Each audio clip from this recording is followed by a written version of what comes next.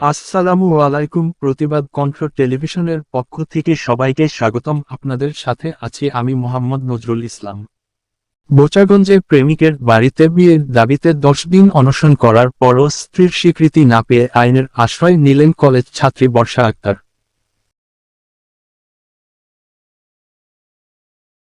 বাড়িতে বিয়ের দাবিতে 10 দিন অনশন করার পরও স্ত্রীর স্বীকৃতি না পেয়ে আইনের আশ্রয় নিয়েছেন। গত 21 জুন শুক্রবার বর্ষা আক্তারের বাবা আলী হোসেন বাদী হয়ে ইমতিয়াজ হোসেন এর বিরুদ্ধে বোচাগঞ্জ থানায় একটি মামলা দায়ের করেছে, যার মামলা নং 11।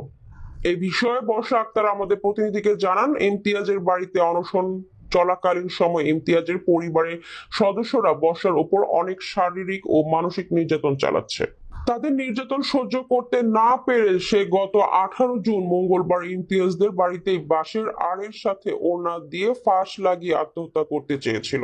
এ সময় এলাকাবাসীর সহযোগিতায় সে প্রাণে বেঁচে যায়। ন্যায় বিচার পাওয়ার জন্য বর্ষা আক্তার সকলের সহযোগিতা চেয়েছেন। এলাকাবাসীর প্রত্যাশা, দ্রুত সময়ের মধ্যে স্থানীয় থানা পুলিশ অভিযুক্ত ইমতিয়াজকে গ্রেফতার করে কঠোর শাস্তির মাধ্যমে নারী অধিকার প্রতিষ্ঠায় গুরুত্বপূর্ণ অবদান রাখবে। আমার বাবার নাম মোহাম্মদ আলী হোসেন, আমার গ্রামের নাম দৌলা সাহাপাড়া। ইমতিয়াজদের বাসায় গত 10 দিন অনশন করার পরেও যখন আমি স্ত্রীর স্বীকৃতি পাইনি, তখন আমি আইনের সহায়তা নিচ্ছি। ওই বাসায় আমি 10 দিনের মধ্যে 3 দিন অভুক্ত ছিলাম। আমাকে ওরা অনেক নির্যাতন করছে। আমি আপনাদের সকলের মাধ্যমে